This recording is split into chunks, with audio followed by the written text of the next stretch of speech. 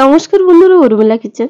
আজ আপনাদের বানানো দেখাবো পেঁয়াজ টমেটো দিয়ে ডিমের অমলেটের তরকারি।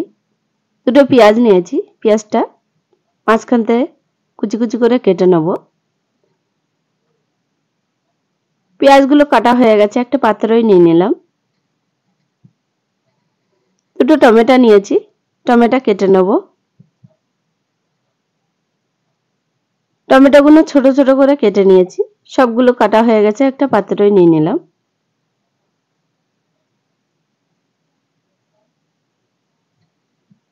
কড়া বসিয়ে দিলাম, কড়াই কিছুটা তেল দিয়ে দিলাম। তেলটা গরম হয়ে গেছে, লং, দারচিনি, এলাচ, কয়েকটা গোলমরিচ, দুটো শুকনো লঙ্কা একসঙ্গে দিয়ে দিলাম।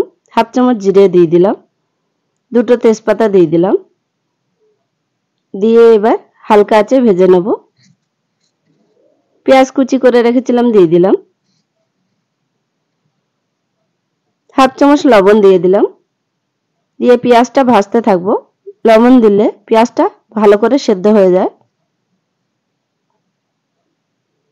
এক চামচ আদা রসুন বাটা দিয়ে দিলাম, দিয়ে ভেজে নেব। আদা রসুনের গন্ধটা না থাকে ভালো করে ভেজে নেব।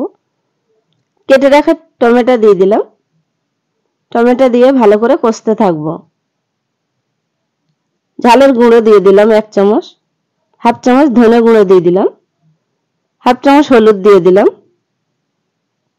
হাফ চামচ জিরে গুঁড়ো দিয়ে দিলাম। সবগুলো দিয়ে মশলাটা ভালো করে কষে নেব।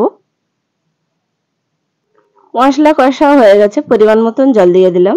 জল দিয়ে একটু নেড়ে দিলাম।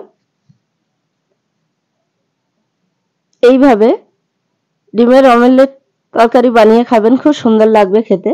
একটা একটা ডিম ভেঙে এইভাবে দিয়ে দিলাম। হালকা আছে তরকারিটা রান্না করতে হবে, নয়তো ডিমের অমলেটগুলো ভেঙে যাবে।